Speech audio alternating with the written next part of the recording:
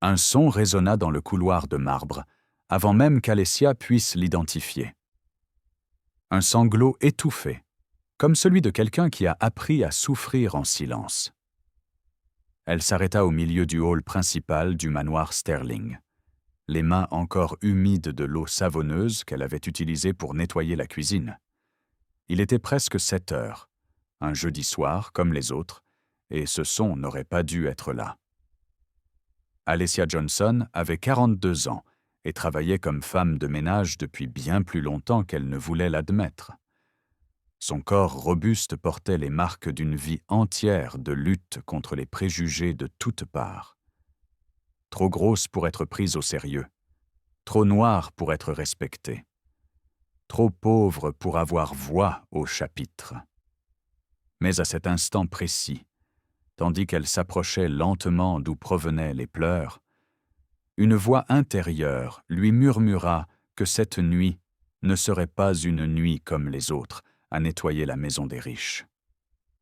Lorsqu'il tourna au coin du couloir menant au hall principal, l'air lui quitta les poumons comme si on lui avait donné un coup de poing dans le ventre. Là, agenouillée sur le sol en marbre italien qui coûtait plus cher que ce qu'Alessia gagnerait en 5 ans, se trouvait Emma Sterling. La fillette de 9 ans tenait un chiffon bleu trempé dans ses mains tremblantes, frottant frénétiquement une tache de vin rouge qui s'étendait sur le sol immaculé.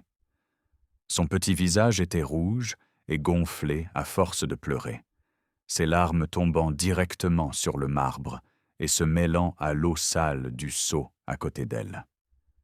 L'uniforme scolaire de l'enfant, cette robe grise coûteuse à col blanc qui avait coûté plus de 300 $, était trempé et taché.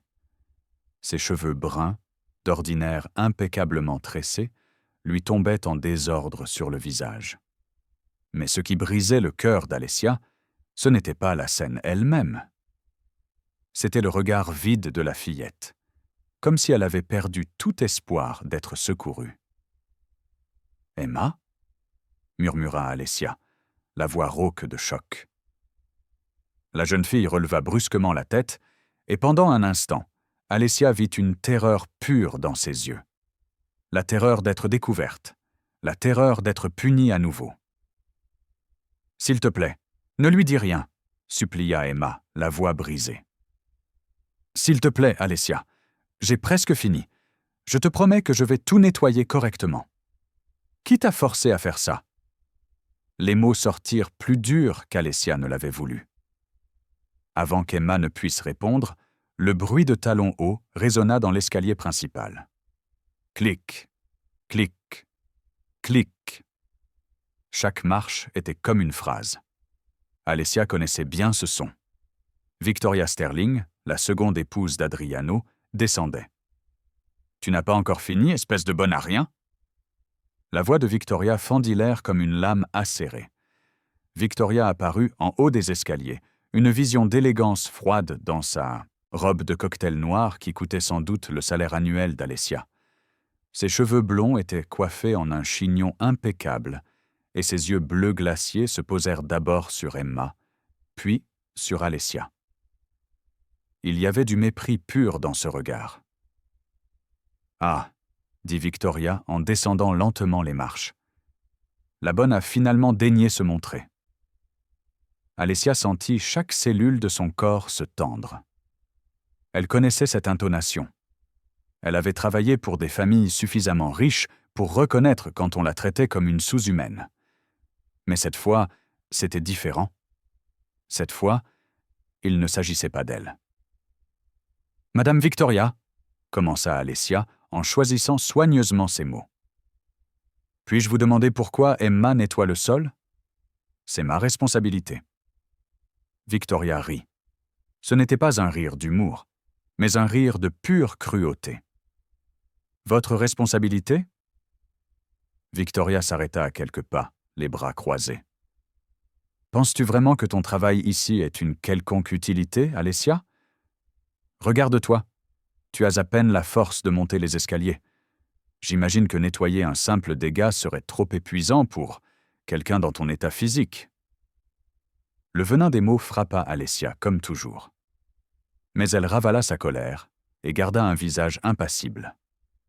Des années de survie lui avaient appris à préserver sa dignité quand on tentait de la lui ravir. « Emma est une enfant, madame, » dit Alessia calmement. « Elle devrait faire ses devoirs, pas nettoyer du vin sur le sol. »« Emma, » dit Victoria en se tournant vers la jeune fille avec un sourire glacial, a renversé le vin à ma soirée de charité plus tôt dans la journée, devant mes invités. Elle a fait honte à toute la famille. Emma va donc apprendre que ses actes ont des conséquences. « Je ne l'ai pas fait exprès, » sanglota Emma. « Quelqu'un m'a bousculé et... » Silence. La voix de Victoria n'était pas forte, mais elle était si autoritaire que la jeune fille ferma immédiatement la bouche, tremblante. Alessia regarda Emma, puis Victoria. À cet instant, quelque chose en elle se brisa et se reconstruisit plus fort. Elle était restée silencieuse tant de fois. Elle avait ravalé tant d'humiliations. Elle avait encaissé tant d'insultes. Mais voir cet enfant pleurer sur le sol de sa propre maison, traitée comme une servante, c'en était trop. « Avec tout le respect que je vous dois, madame, » dit Alessia. Et cette fois, sa voix ne trembla pas. « Ce n'est pas correct. » Victoria se tourna lentement vers elle. Ses yeux se plissèrent dangereusement. « Pardon ?» Le mot sortit comme un glaçon. « Vous êtes en train de me dire ce qui est bien ou mal chez moi. » Je dis que forcer un enfant de 9 ans à nettoyer le sol jusqu'à 7 heures du soir, sans dîner, ce n'est pas de la discipline, c'est de la cruauté. Le silence qui suivit était assourdissant. Alessia sentait son cœur battre la chamade. Elle venait de franchir une limite qu'il ne fallait jamais franchir. Les domestiques ne contestaient pas leur patronne, surtout pas les domestiques noires et corpulentes qui avaient désespérément besoin de ce travail pour payer leur loyer en retard. Victoria fit un pas vers Alessia, le visage figé dans une fureur contenue. « Comment osez-vous » murmura Victoria, la voix tremblante de colère. « Comment osez-vous me remettre en question? Vous, qui êtes payé pour nettoyer les toilettes et faire la vaisselle, croyez-vous avoir le droit de commenter la façon dont j'élève la fille de mon mari? » « Ce n'est pas votre fille, » a répondu Alessia, avant même de pouvoir se retenir. C'était comme jeter de l'essence sur un feu.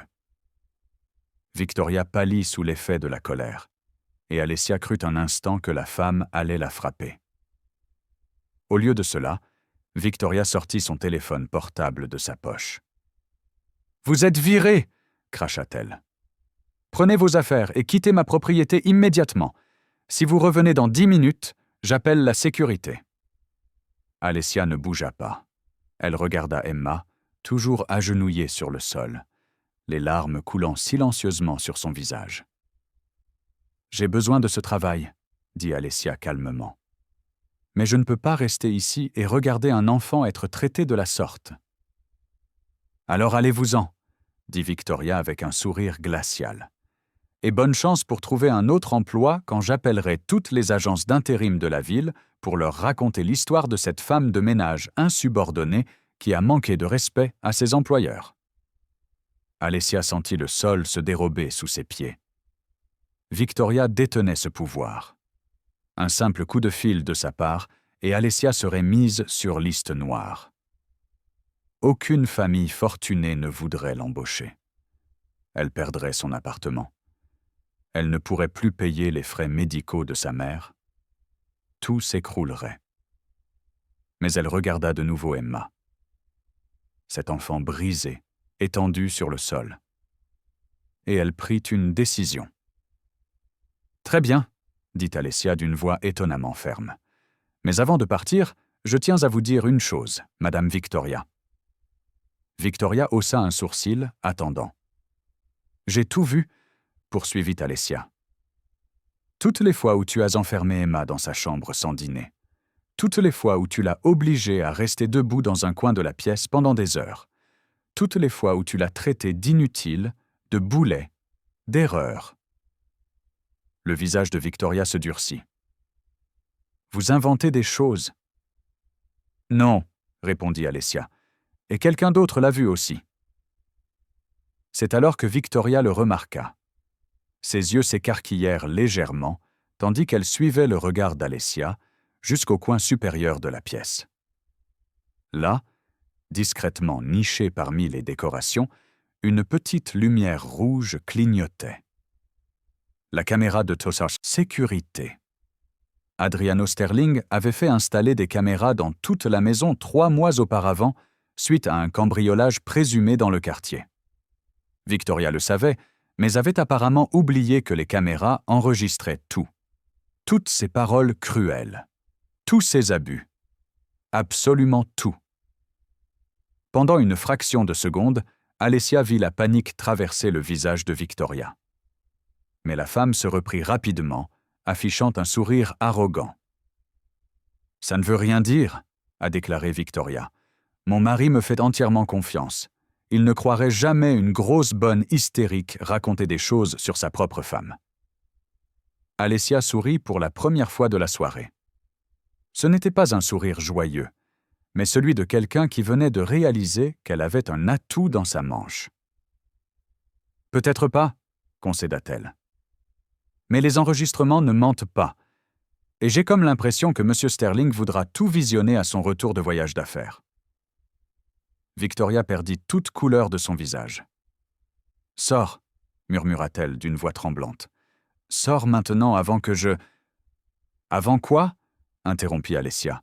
« Me menacer encore, devant les caméras. » Le silence retomba. Emma observait la scène, les yeux écarquillés, sans bien comprendre ce qui se passait, mais sentant que quelque chose avait changé. Alessia se baissa lentement, prit le chiffon des mains d'Emma et le déposa dans le seau. « Va dans ta chambre, ma chérie, » dit-elle doucement à la jeune fille. « Prends un bain chaud et repose-toi. Je m'en occupe. » Emma regarda Victoria, s'attendant à une explosion. Mais la femme était paralysée, son esprit visiblement bouleversé par les implications de ce qui venait de se produire. « Vas-y, Emma, » répéta Alessia. La jeune fille se leva lentement et monta les escaliers en courant, ses petits pas résonnant jusqu'à disparaître dans le couloir à l'étage. Lorsqu'elles furent seules, Victoria fit un pas vers Alessia, la voix basse et venimeuse. « Tu n'as aucune idée de ce que tu viens de faire, » siffla-t-elle. « Je vais te détruire. Je vais faire en sorte que tu ne travailles plus jamais nulle part. Je vais... » « Tu feras exactement ce que je te dirai. » La coupa Alessia d'une voix si glaciale que Victoria parut véritablement effrayée pour la première fois. Car si le moindre mot me qualifiant de hystérique ou de insubordonné parvient aux oreilles d'une agence d'intérim, je remettrai personnellement une copie de ces enregistrements à tous les journaux de la ville. Et je suis sûr qu'ils adoreraient une histoire sur la femme trophée d'un milliardaire abusant de sa belle-fille de 9 ans. Victoria serra les poings, mais elle ne dit rien. « Bon, » reprit Alessia en ramassant le seau par terre, « je vais nettoyer tout ça, et toi, tu vas monter et laisser Emma seule pour le reste de la nuit. Demain matin, quand M. Sterling reviendra, nous aurons une conversation très intéressante. » Victoria ouvrit la bouche, puis la referma. Ses yeux brûlaient d'une haine pure, mais elle savait qu'elle avait perdu cette bataille. Du moins pour l'instant. « Ce n'est pas fini, » murmura Victoria, avant de se retourner et de monter les escaliers, ses talons martelant chaque marche avec une fureur contenue. Une fois seule, Alessia laissa enfin ses épaules s'affaisser. Ses mains tremblaient tandis qu'elle serrait le tissu. Elle venait de déclarer la guerre à l'une des femmes les plus puissantes de la ville, une femme qui avait de l'argent, des relations et une capacité infinie à détruire des vies. Mais tandis qu'elle nettoyait le vin sur le sol, Alessia ne pouvait s'empêcher de penser au visage d'Emma, à ses larmes, à ce regard vide de quelqu'un qui avait renoncé à être sauvé. Et c'est à ce moment précis qu'Alessia réalisa quelque chose qu'elle aurait dû remarquer depuis longtemps. Victoria n'était pas cruelle par simple plaisir. Elle était calculatrice. Ses abus suivaient un schéma. Un but? Ces dernières semaines, Alessia avait observé Victoria de plus près que celle-ci ne l'avait imaginé. Les coups de fil chuchotaient. Les rendez-vous secrets avec un avocat que Victoria prétendait être pour une œuvre de charité. Les fois où Alessia l'avait surprise en train de consulter les documents financiers de son mari alors qu'elle pensait être seule. Victoria Sterling ne maltraitait pas Emma par simple cruauté. Elle cherchait à la briser complètement, à la faire passer pour instable, perturbée.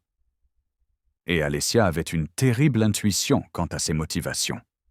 Si Emma était déclarée inéligible à l'héritage, ou si les tribunaux déterminaient que la jeune fille avait de graves problèmes de comportement, Victoria serait la seule héritière de la fortune Sterling si quelque chose arrivait à Adriano.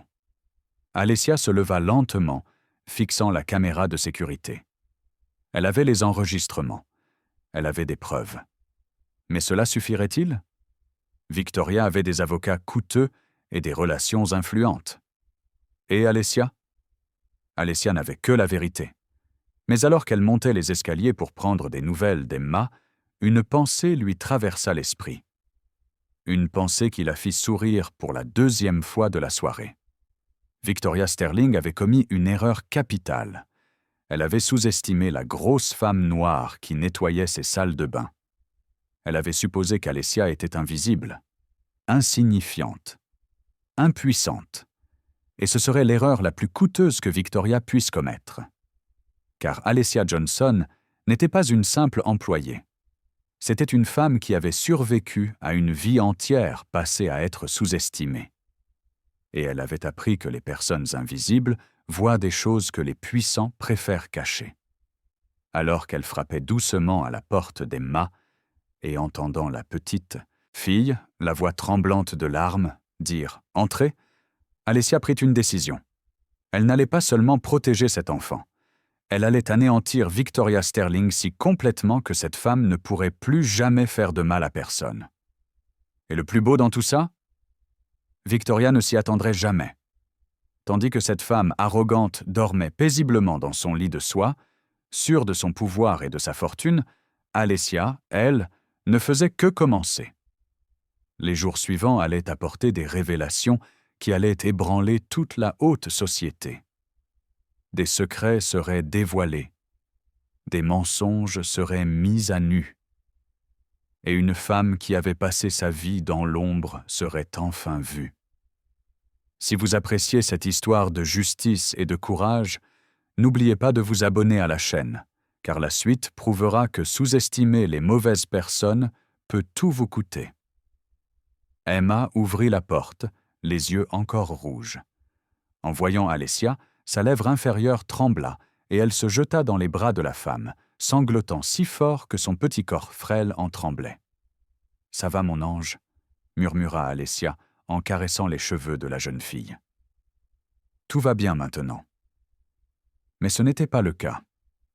Et ils le savaient tous les deux. Cette nuit-là, Alessia resta dans la chambre d'Emma jusqu'à ce que la fillette s'endorme, épuisée d'avoir tant pleuré. Lorsqu'elle sortit enfin, il était presque 10 heures du soir. Le manoir était silencieux. Mais Alessia savait que Victoria était éveillée quelque part, en train de préparer son prochain coup. Ce que Victoria ignorait, c'est qu'Alessia préparait elle aussi quelque chose. Alors qu'elle descendait le couloir sombre, Alessia s'arrêta devant une petite pièce qui servait de bureau secondaire au Sterling. La porte était entr'ouverte. Elle hésita un instant avant d'entrer. Là, sur une table d'appoint, se trouvait l'ordinateur qui gérait tout le système de sécurité de la maison. Alessia n'était pas une experte en informatique, mais elle avait suivi attentivement l'installation effectuée par le technicien quelques mois auparavant. Elle se souvenait du mot de passe qu'Adriano utilisait partout. Le nom de sa première femme, la mère d'Emma. Sarah 2015. Ses doigts tremblaient tandis qu'il tapait.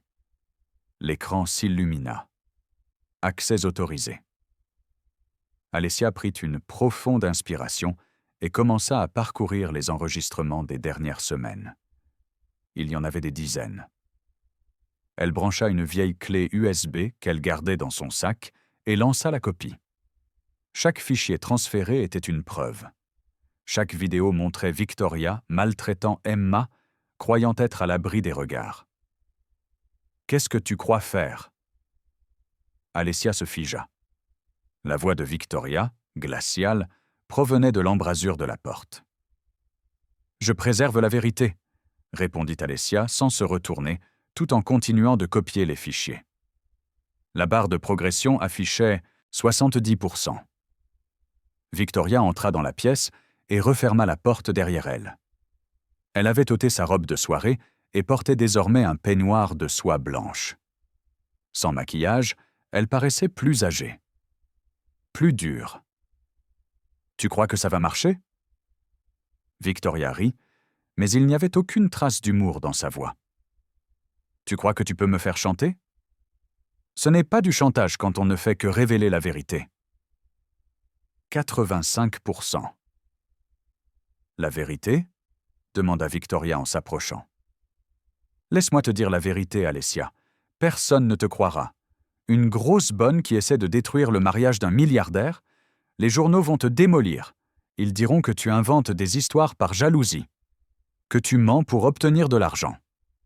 90%.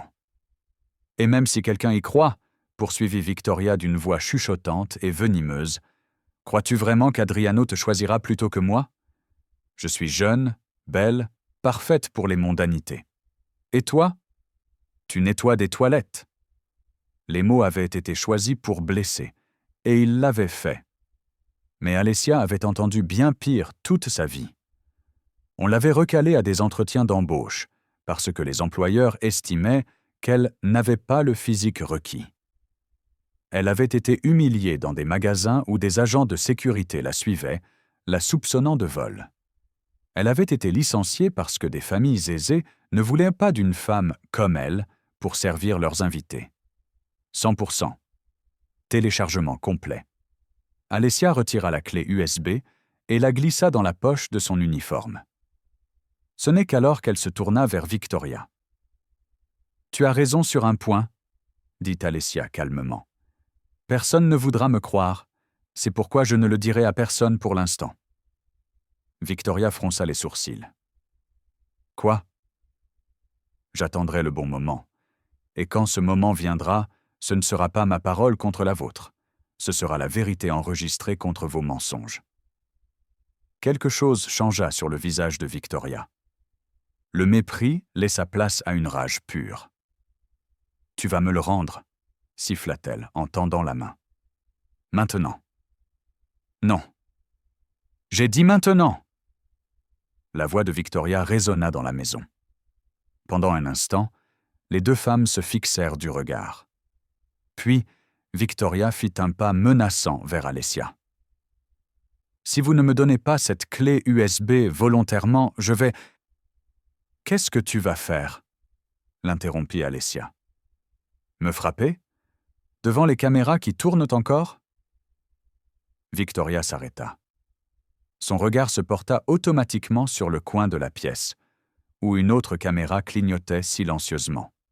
« Tu es plus intelligente que je ne le pensais ?» admit Victoria, retrouvant dans sa voix son calme glacial. « Mais l'intelligence ne paie pas les factures. Tu as besoin de ce travail, n'est-ce pas ?»« J'en ai besoin, » a acquiescé Alessia. « Voici mon offre. Vous me donnez cette clé USB, vous oubliez tout ce que vous avez vu, et je vous garantis que vous garderez votre emploi. J'augmenterai même votre salaire. 5 000 $ par mois. » C'était presque le double de ce qu'Alessia gagnait actuellement. Avec cet argent, elle pourrait payer les frais médicaux de sa mère. Elle pourrait enfin réparer le chauffage défectueux de son appartement. Sa vie serait un peu moins difficile. « Et Emma ?» demanda Alessia. Victoria haussa les épaules. Emma apprendra à se tenir tranquille, ou elle en subira les conséquences. Ça ne vous regarde pas. Voilà. Le choix qu'Alessia savait inévitable, argent et sécurité, ou conscience tranquille et ennui. Elle pensa à sa mère, malade à la maison, qui avait besoin de médicaments coûteux. Elle pensa aux factures impayées qui s'entassaient sur la table du salon. Elle pensa à toutes ces portes qui s'étaient fermées devant elle au fil des ans, simplement à cause de son apparence. Il pensa alors à Emma, aux yeux vides de la fillette, à ses tremblements, au fait qu'une enfant de 9 ans avait renoncé à être sauvée. « Non » répondit Alessia. Victoria cligna des yeux, sincèrement surprise. « Non ? Je n'accepte pas votre argent, et je ne vais pas me taire. » Le masque de Victoria finit par tomber complètement. Son visage se tordit de rage.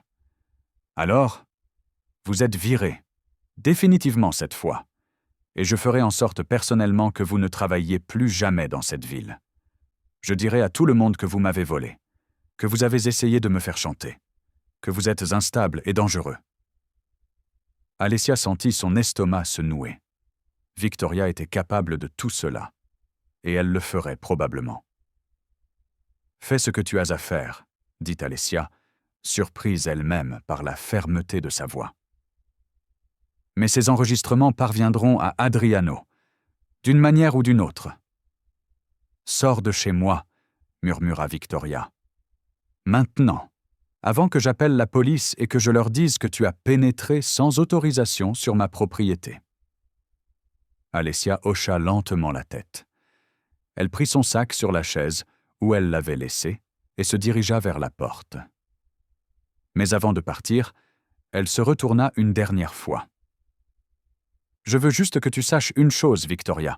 J'ai passé toute ma vie à être invisible, à être ignorée, à être traitée comme si je ne comptais pas. Et tu sais ce que les personnes invisibles font mieux que quiconque ?» Victoria ne répondit pas. Elle se contenta de la fixer avec haine. « Il vous surveille, » conclut Alessia.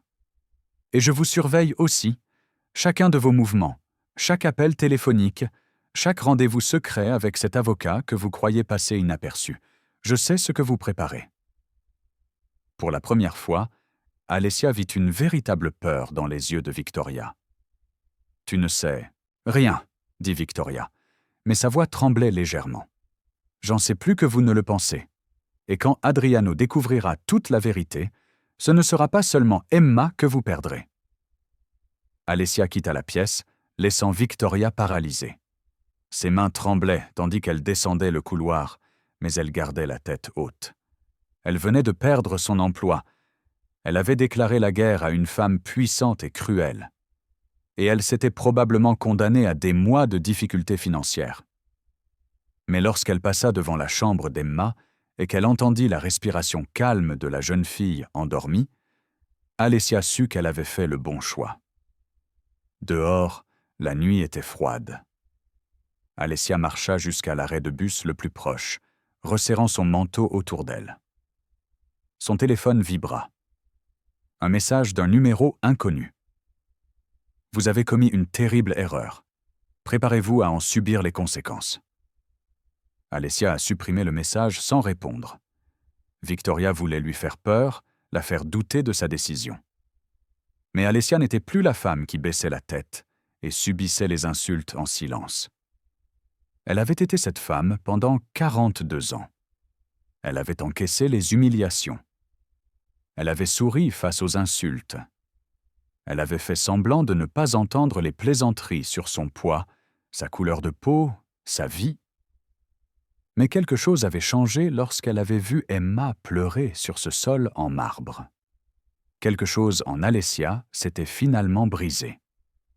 Et de ce qui restait avait émergé une force insoupçonnée. En attendant le bus, Alessia regarda la clé USB qu'elle tenait à la main. À l'intérieur, la preuve de mois de maltraitance. Mais cela ne suffirait pas. Victoria avait raison sur un point. Personne ne croirait facilement une domestique accusant son riche employeur. Alessia avait besoin de plus. Il lui fallait des preuves si irréfutables que même le meilleur avocat ne pourrait les réfuter. Elle devait découvrir exactement ce que Victoria tramait avec cet avocat. Et surtout, elle devait s'assurer qu'Emma soit protégée quoi qu'il arrive. Le bus arriva, vide et faiblement éclairé. Alessia monta et s'assit près de la fenêtre.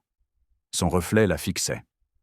Une femme fatiguée, en uniforme froissé, portant un vieux sac et un lourd secret. Mais dans ce reflet, il y avait quelque chose de nouveau, de la détermination, un but et une promesse silencieuse. Victoria Sterling avait passé des années à bâtir une vie parfaite sur le mensonge et la cruauté. Elle avait usé de son joli visage et de ses paroles douces pour tromper un homme bon. Elle avait torturé un enfant innocent. Et elle avait cru pouvoir continuer ainsi, persuadée que son entourage était trop invisible, trop effrayé ou trop corrompu pour s'en soucier. Mais Victoria avait commis une erreur. Elle avait sous-estimé la mauvaise femme. Et les jours suivants, tandis que Victoria dormait, paisiblement dans son manoir, persuadée d'avoir éliminé la menace, Alessia travaillait.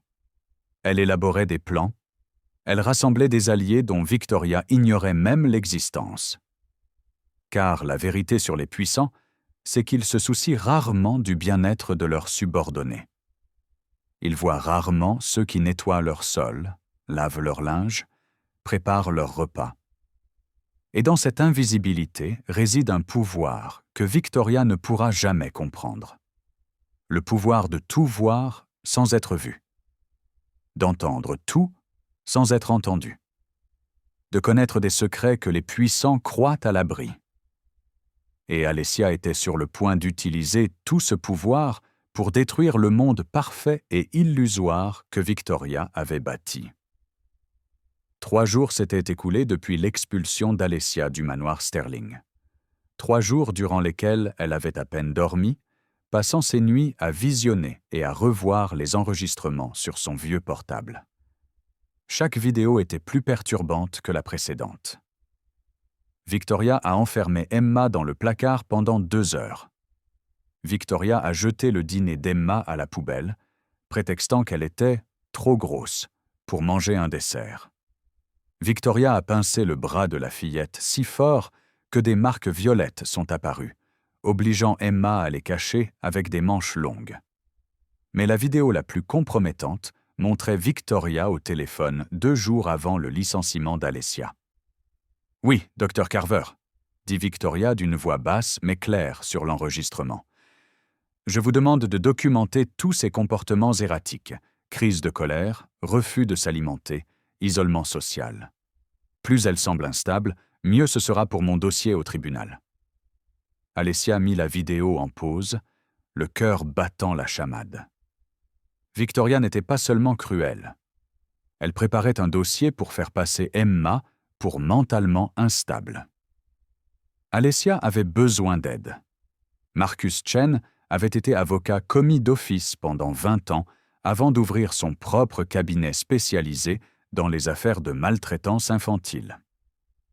Alessia l'avait rencontré des années auparavant. Il avait été bienveillant envers elle, l'un des rares avocats à la traiter avec humanité. Son bureau se trouvait dans un immeuble modeste du centre-ville. Alessia monta 3 étages et frappa à la porte avec une simple pancarte. « Marcus Chen, droit de la famille. »« Entrez », répondit une voix. Marcus était assis derrière un bureau recouvert de papier. Lorsqu'il leva les yeux et aperçut Alessia, son visage s'illumina. « Alessia Johnson, ça fait combien de temps ?»« 5 ans, » dit Alessia. « J'ai besoin d'aide, Marcus, c'est urgent. » Pendant l'heure qui suivit, Alessia raconta tout. Marcus regardait les vidéos, son visage se faisant de plus en plus grave. À la fin de la dernière vidéo, il retira ses lunettes et se frotta les yeux. « Il s'agit d'abus avérés, a-t-il déclaré. Mais vous comprenez bien que Victoria Sterling dispose de ressources illimitées, n'est-ce pas? Elle peut engager des avocats qui ruineront sa crédibilité. Mais les vidéos... Les vidéos sont bonnes, interrompit Marcus. Mais ce n'est pas suffisant. Il nous en faut plus. Il nous faut Adriano Sterling de notre côté. Il sera de retour de son voyage demain. Et vous croyez qu'il va vous croire? Un milliardaire amoureux de sa femme? Alessia sentit son estomac se nouer. « Alors, on ne peut rien faire ?» Marcus se pencha en avant. « Je n'ai pas dit ça. Nous allons monter un dossier tellement solide que même le meilleur avocat ne pourra pas le réfuter. Dites-moi tout ce que vous savez sur Victoria. » Alessia pensa. Elle est apparue il y a 3 ans à un événement caritatif. Adriano était encore en deuil. 6 mois plus tard, il se mariait. « Trop rapide, » murmura Marcus en prenant des notes. « Elle ne travaille pas. Elle prétend être consultante en événementiel, mais je ne l'ai jamais vue travailler. Et je n'ai jamais vu sa famille. Ni père, ni mère, ni frères et sœurs au fait. » Marcus se pencha en avant, intrigué. « C'est très étrange. » Et puis il y a les rendez-vous avec un avocat, toujours les mardis et jeudis.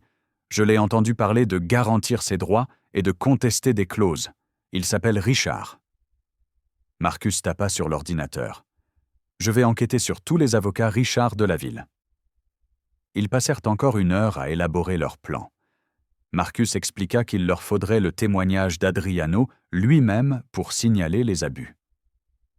Le témoignage d'un père protégeant sa fille a bien plus de poids que les accusations d'un ancien employé. Comment faire croire à Adriano? « Tu vas lui montrer les vidéos. » « Mais pas seul. Je serai là comme témoin. Quand revient-il? » »« Demain soir. » « Il nous reste donc moins de 24 heures. » Marcus tendit une carte. « Voici mon numéro personnel. Je vais commencer l'enquête sur Victoria dès aujourd'hui. » « Marcus, je n'ai pas les moyens de payer vos honoraires pour le moment. » Il leva la main. « Il y a des affaires que nous n'acceptons pas pour l'argent. Nous les acceptons parce que c'est la chose à faire. » En quittant le bureau, Alessia a consulté son téléphone. 7 messages.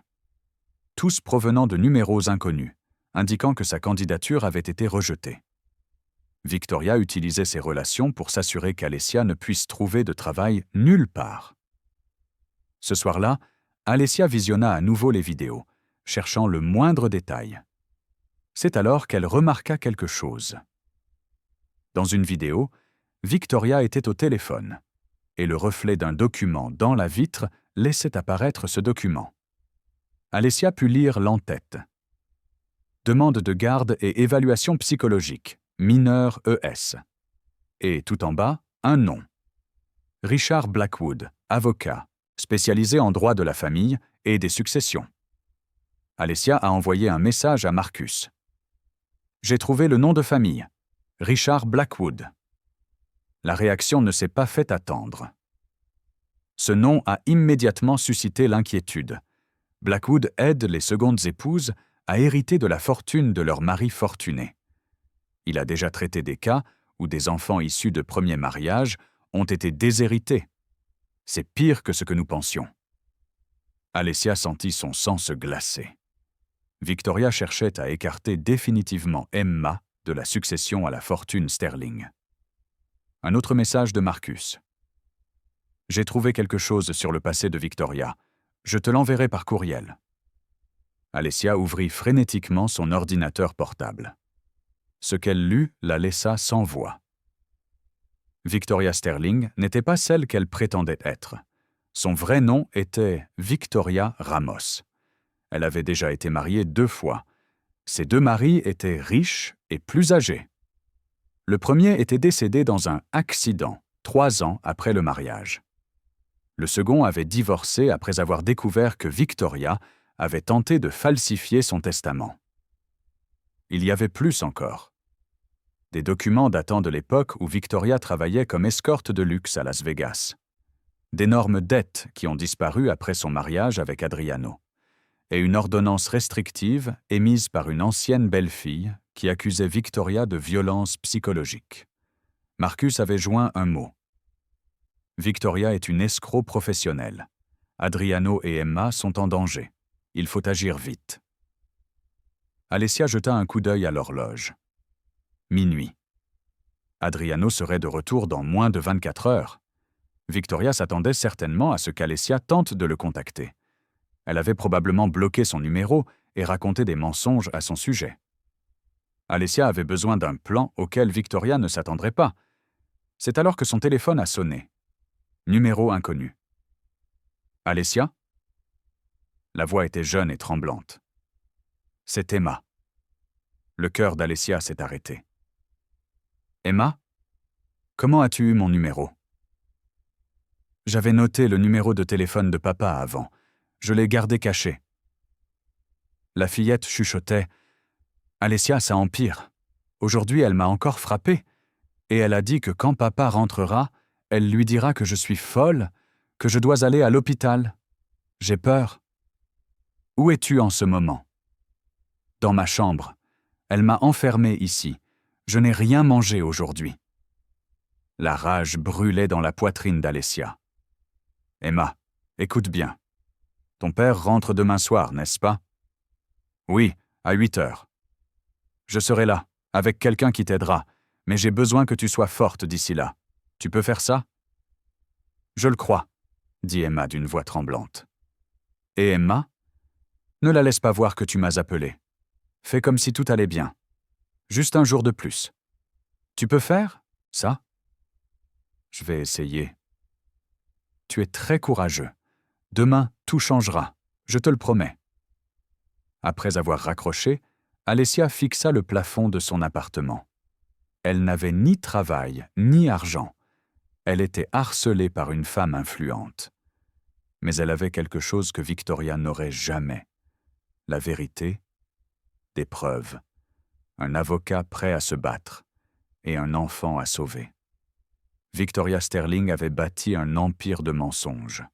Elle avait usé de sa beauté pour tromper des hommes riches et détruire des vies. Elle pensait pouvoir continuer ainsi, car personne n'oserait s'opposer à elle. Mais elle n'avait pas prévu l'existence d'une femme invisible qui voyait tout.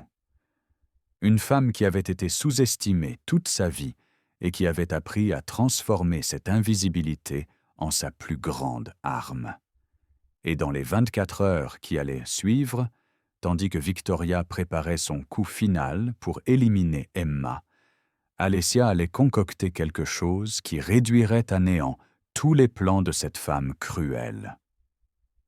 Car les gens comme Victoria font toujours la même erreur. Ils pensent que le pouvoir et l'argent sont invincibles.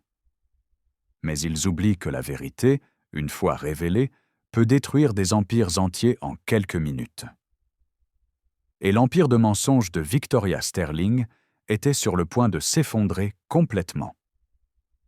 Alessia et Marcus arrivèrent au manoir Sterling à 20h15 précise le lendemain soir.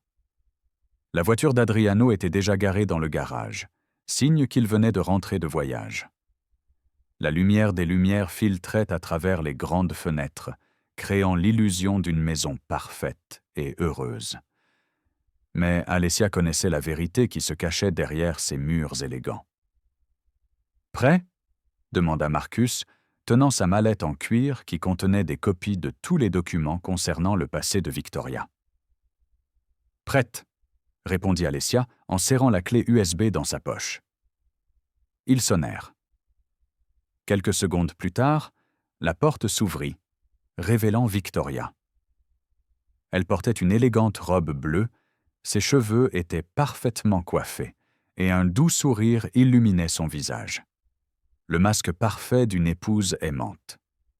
Mais lorsque son regard se posa sur Alessia, son sourire se figea. « As-tu le courage de revenir ici ?»« Je suis venu parler à Monsieur Sterling, » dit Alessia calmement. « Mon mari ne veut pas parler aux employés malhonnêtes qui ont été licenciés pour vol. » Marcus s'avança. « Marcus Chen, avocat. À moins que vous ne souhaitiez ajouter la diffamation aux accusations que nous portons déjà contre vous, je vous suggère de nous laisser entrer. » Victoria pâlit légèrement, mais garda son calme. « Je ne sais pas de quoi vous parlez. » « Donc, il n'y aura aucun problème pour appeler votre mari, n'est-ce pas ?» Marcus sourit froidement. C'est alors qu'Adriano apparut dans le couloir, encore vêtu de son costume de voyage. Grand et aux cheveux gris, soigneusement coupés, son visage était marqué par des journées de réunion. Son regard se posa sur Alessia, l'air perplexe. « Alessia ? Que se passe-t-il ? Victoria m'a dit que tu étais partie de ton propre chef. » « Elle a menti, » dit simplement Alessia. Et ce n'est pas le seul mensonge qu'elle a proféré. Victoria laissa échapper un rire forcé. « Chérie, cette femme est manifestement perturbée. Je te l'ai expliqué, elle est devenue obsédée par notre famille, et quand elle a été renvoyée... » « J'ai des preuves, » interrompit Alessia d'une voix ferme. « De tout. » L'assurance qui se dégageait du ton d'Alessia fit s'arrêter Adriano. Il regarda sa femme, puis Alessia, puis Marcus, en costume, une mallette officielle à la main. « Preuve de quoi ?» demanda lentement Adriano. « Que sa femme maltraite Emma depuis des mois et qu'il projette de déshériter sa fille de la fortune Sterling. » Le silence qui suivit fut absolu. Victoria devint livide. Adriano semblait avoir reçu un coup. « C'est absurde !» s'exclama finalement Victoria. « Adriano, tu vas croire cette grosse bonne plutôt que moi, ta femme ?» Marcus ouvrit calmement le dossier. « Nous avons 47 vidéos de vos caméras de sécurité personnelles montrant des violences physiques et psychologiques. Nous avons des documents prouvant que vous avez rencontré Richard Blackwood, un avocat spécialisé dans les litiges successoraux, à 23 reprises. Et nous avons des informations intéressantes sur votre véritable nom, Victoria Ramos, et vos 2 précédents mariages. » Victoria perdit toute couleur de son visage. Ses mains se mirent à trembler. « Adriano, » murmura-t-elle en essayant de le joindre. « Chérie, je peux t'expliquer. »« Explique-toi, » dit Adriano d'une voix dangereusement basse. « Explique-toi pourquoi il existe des vidéos où tu maltraites ma fille. Explique-toi pourquoi tu as menti sur ton nom. Explique-toi tout. Maintenant. » Victoria ouvrit et ferma la bouche, cherchant ses mots. Mais pour la première fois depuis qu'Alessia la connaissait, la femme n'avait pas de réponse toute prête. « Ce serait peut-être plus simple si vous le voyiez vous-même, » dit Alessia en sortant la clé USB de sa poche. Adriano conduisit tout le monde au bureau. Ses mains tremblaient légèrement lorsqu'il brancha la clé USB à l'ordinateur. Victoria se tenait près de la porte, telle une bête acculée cherchant une issue. La première vidéo commença. Emma, en pleurs, était enfermée dans le placard. Victoria riait cruellement. « Peut-être que quelques heures dans le noir t'apprendront à ne plus me faire honte. » Adriano se figea sur sa chaise. Deuxième vidéo. Victoria jette le dîner d'Emma à la poubelle. Les grosses filles ne méritent pas de dessert. Adriano serra les poings. Troisième vidéo. Victoria au téléphone. Oui, docteur Carver, continuez à documenter ce comportement erratique. Lorsque nous irons au tribunal, il faut qu'il soit clair qu'elle est incapable de gérer la succession. C'est alors qu'Adriano a mis la vidéo en pause. Il s'est lentement tourné vers Victoria. Son visage était blême, empli d'une colère contenue. « Vous avez frappé ma fille. » Ce n'était pas une question, c'était une déclaration haineuse. « Adriano, je peux t'expliquer. Tu ne comprends pas la pression d'être une belle-mère. C'est une enfant difficile. » « Elle a 9 ans !» rugit Adriano en se levant si brusquement que la chaise bascula en arrière. « 9 ans ! Et vous l'avez torturée chez moi, alors que je travaillais pour vous offrir une vie meilleure. »« Je l'ai fait pour notre famille !» cria Victoria, de fausses larmes coulant sur ses joues. « Elle t'éloignait de moi. Toujours Emma, Emma, Emma. J'avais besoin d'attention, moi aussi. »« Alors vous avez abusé d'un enfant ?» La voix d'Adriano tremblait. « Et vous aviez prévu de déshériter ma fille, la seule chose qui me reste de Sarah ?» Marcus s'avança. « Monsieur Sterling, il y a plus. Votre femme n'est pas celle qu'elle prétend être. » Pendant les 20 minutes qui suivirent, Marcus dévoila tout. Ses mariages précédents. La mort suspecte de son premier mari. Son travail d'escorte. Ses dettes. L'ordonnance d'éloignement. Chaque révélation était un coup de poignard en plein cœur pour Adriano. Victoria a essayé de mentir, de se justifier, de manipuler. C'était avant. J'ai changé. Je t'aime. Tu aimes mon argent, dit Adriano d'une voix désormais dangereusement calme. Tu ne m'as jamais aimé. Tu n'as jamais aimé Emma. Tu as vu un homme en deuil et vulnérable, et tu as décidé que je serais ta prochaine victime. Non, Adriano, s'il te plaît. Où est Emma? Cria soudain Adriano. Où est ma fille maintenant? Victoria hésita. Juste une seconde. Mais ce fut suffisant. Adriano la dépassa en courant, montant les escaliers 2 marches à la fois. Emma! Emma! Alessia, Marcus et Victoria le suivirent. Adriano s'arrêta devant la chambre d'Emma et tourna la poignée. La porte était verrouillée de l'extérieur. « Tu l'as enfermée » murmura Adriano, la voix brisée. « Tu as enfermé ma fille dans sa chambre » Il enfonça la porte avec son épaule. À l'intérieur, Emma était recroquevillée sur le lit, trop maigre, les yeux rouges et effrayés. En voyant son père, elle se mit à pleurer. « Papa? C'est vraiment toi ?» Adriano s'est agenouillé près du lit et a serré sa fille dans ses bras. « Mon Dieu, Emma, mon Dieu, je suis désolé, je suis tellement désolé. » Elle a dit que tu ne me croirais pas, sanglota Emma contre la poitrine de son père. Elle a dit que tu allais me renvoyer.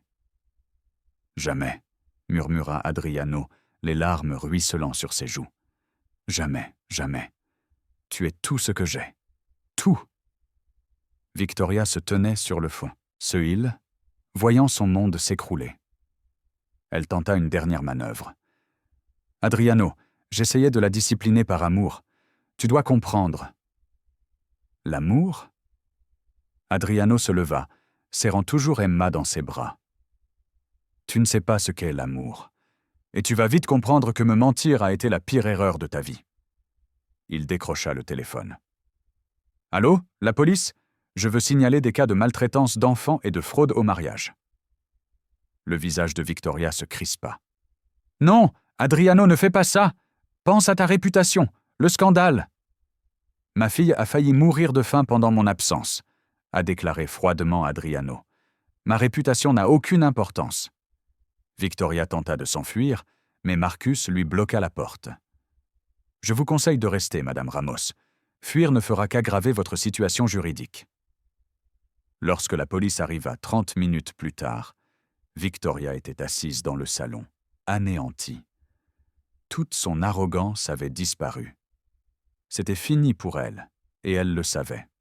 « C'est de ta faute », a-t-elle sifflé à Alessia alors que les policiers s'approchaient. « Tu as gâché ma vie. »« Non », répondit calmement Alessia. « Tu as détruit ta propre vie en décidant de faire du mal à un enfant innocent. » Victoria fut emmenée menottée.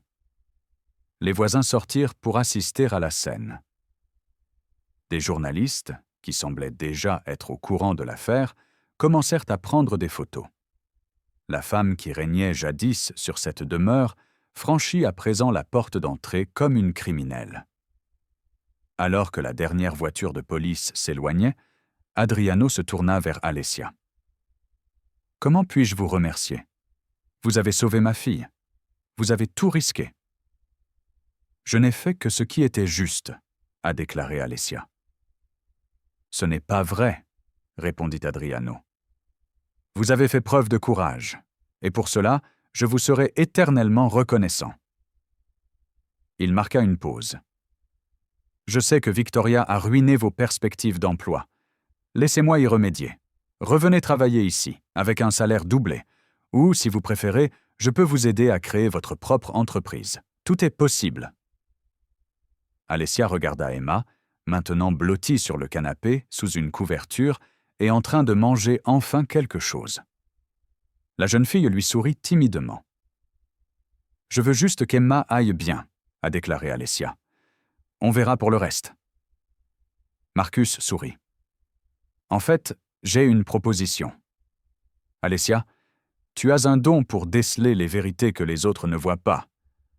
As-tu déjà pensé à travailler dans les enquêtes? Mon bureau aurait bien besoin de quelqu'un comme toi. » Pour la première fois depuis des jours, Alessia sourit sincèrement. Alors que la nuit avançait et que les détails se précisaient, une certitude planait. Victoria Sterling avait tout perdu. Sa liberté, son argent, sa réputation. Et le pire des châtiments, c'était de savoir qu'elle avait été vaincue par celle-là même qu'elle méprisait le plus, la femme invisible qu'elle n'aurait jamais dû sous-estimer. 6 mois se sont écoulés depuis cette nuit qui a tout changé. Alessia était assise dans son nouveau bureau, petit mais confortable, avec une pancarte sur la porte indiquant « Alessia Johnson, détective privée ».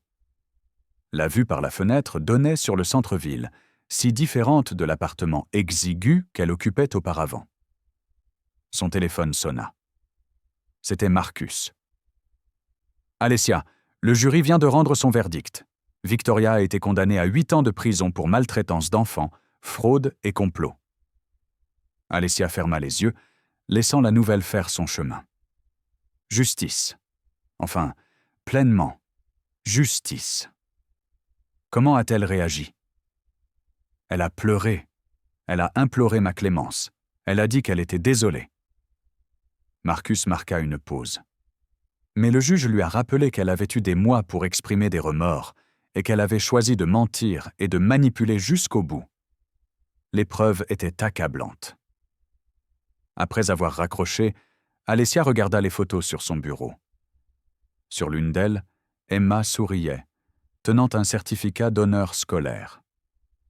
La fillette avait repris du poids, ses yeux brillaient à nouveau, et pour la première fois depuis des années, elle ressemblait à une enfant normale et heureuse. Une autre photo montrait Alessia avec Marcus et toute l'équipe du bureau le jour où elle est devenue officiellement enquêtrice agréée. Elle avait étudié pendant des mois, passé des examens et suivi une formation. Et maintenant, elle aidait les autres à découvrir des vérités cachées. La porte du bureau s'ouvrit. Emma se précipita à l'intérieur, suivie d'Adriano. « Alessia! Alessia! Regarde ce que papa m'a acheté !» Emma montra fièrement son nouveau sac à dos. « Pour le voyage scolaire. »« Elle est si belle !» sourit Alessia en se penchant pour serrer la jeune fille dans ses bras. Adriano tendit la main. « Merci de répondre pendant votre pause déjeuner. Je sais que vous êtes occupé. »« J'ai toujours du temps pour toi. » Elles s'assirent. Emma se mit aussitôt à dessiner dans un cahier pendant que les adultes discutaient. « Comment va-t-elle » demanda doucement Alessia. « Elle va de mieux en mieux chaque jour » répondit Adriano en regardant sa fille avec amour. La thérapeute dit qu'elle progresse au-delà des espérances. Elle fait encore parfois des cauchemars, mais elle apprend à tout gérer. Et toi? Adriano soupira. Je me sens coupable tous les jours. Comment ai-je pu ne rien remarquer? Comment ai-je pu laisser faire ça sous mon nez? Parce qu'elle était douée dans son domaine, dit doucement Alessia. Les gens comme Victoria passent leur vie à apprendre à tromper. Ce n'est pas sa faute. Mais c'est ma responsabilité de faire en sorte que cela ne se reproduise plus jamais. C'est pourquoi j'ai engagé des gardes du corps pour accompagner Emma à l'école. C'est pourquoi j'ai installé davantage de caméras. C'est pourquoi... Il marqua une pause, visiblement ému.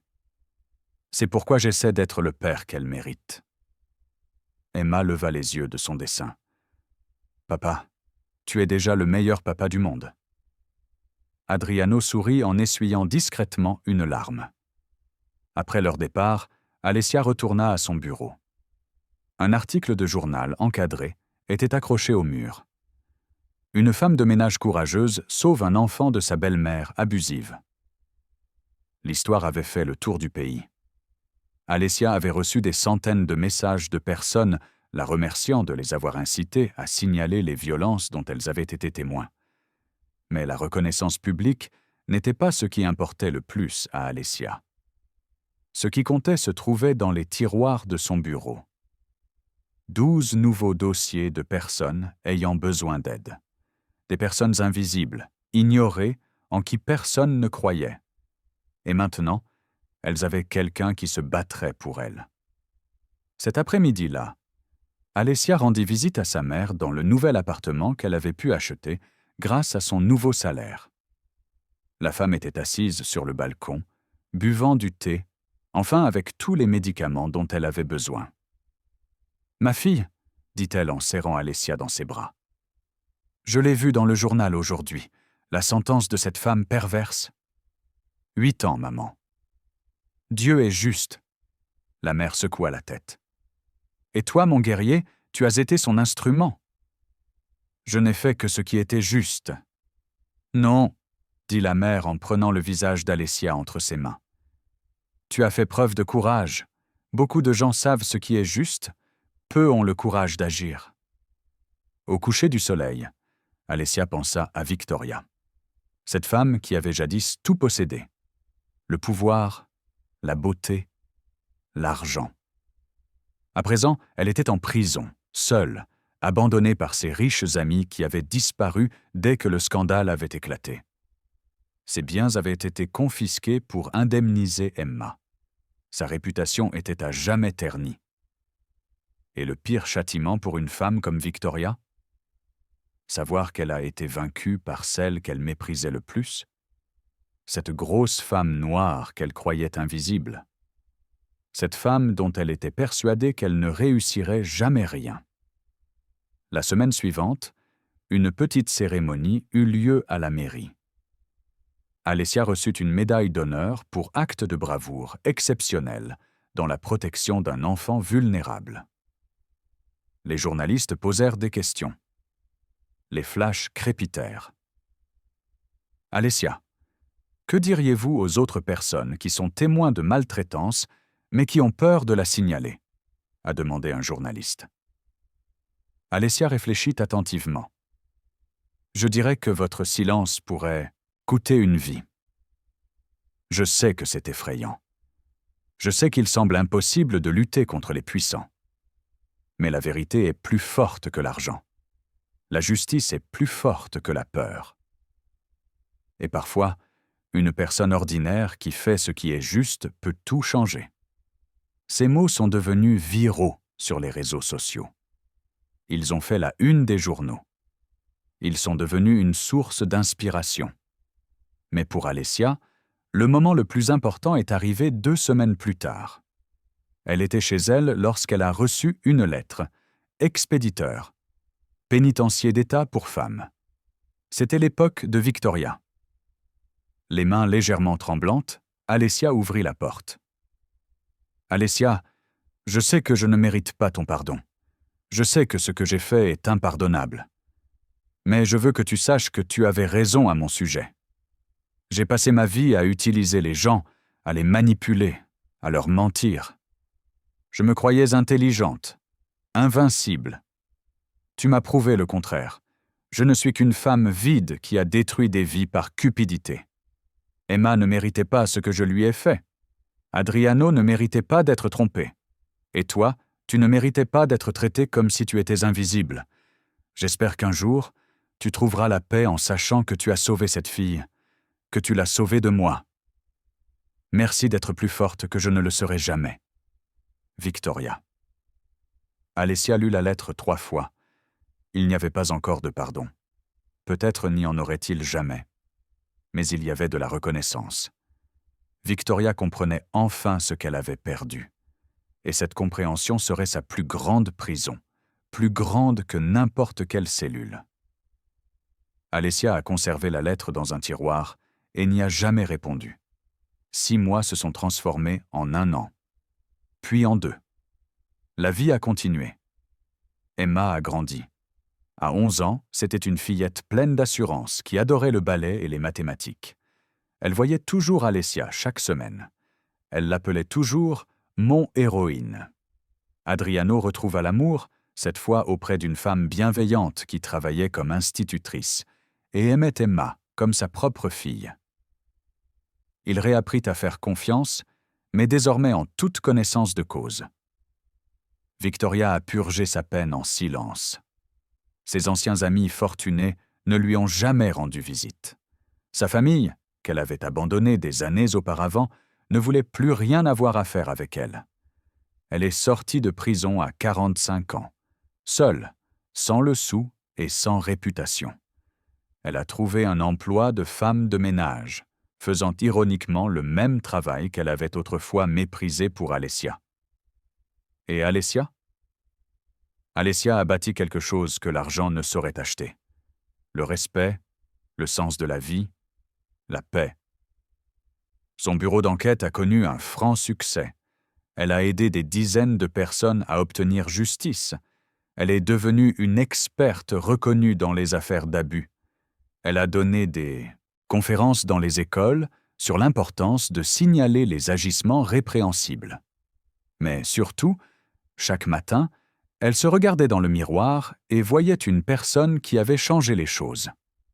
Une personne qui avait été sous-estimée toute sa vie et qui avait fait de cela une force et non une faiblesse.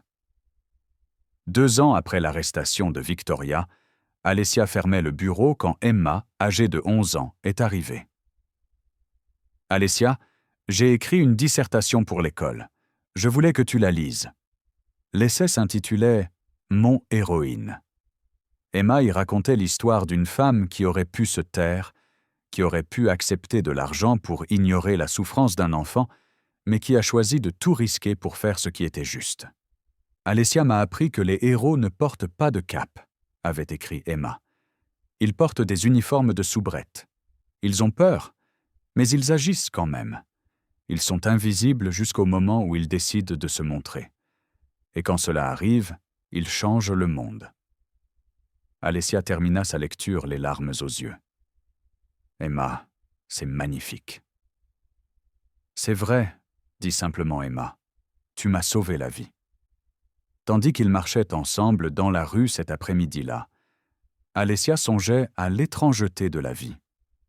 2 ans auparavant, elle n'était qu'une domestique invisible parmi d'autres, peinant à payer ses factures, victime de manque de respect et d'indifférence.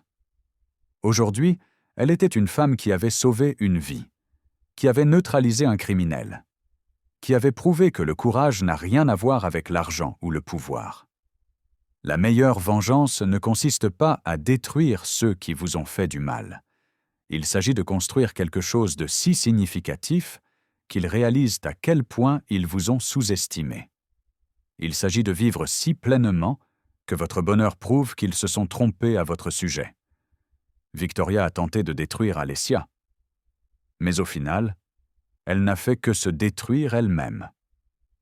Et Alessia? Alessia a enfin compris qu'être invisible ne signifie pas être faible. Cela signifie voir ce que les autres ne voient pas. Cela signifie posséder un pouvoir que les autres ne reconnaissent que lorsqu'il est trop tard. Elle a tenté de me détruire, mais elle n'a fait que révéler ma force. J'ai compris que la véritable vengeance ne consiste pas à rendre l'appareil. Il s'agit d'atteindre le succès que mes ennemis disaient inaccessible. Il s'agit de vivre pleinement tandis qu'ils portent le poids de leurs propres erreurs. Si cette histoire de courage et de justice vous a touché, abonnez-vous à la chaîne pour découvrir d'autres histoires inspirantes qui prouvent que faire ce qui est juste en vaut toujours la peine, quel qu'en soit le prix.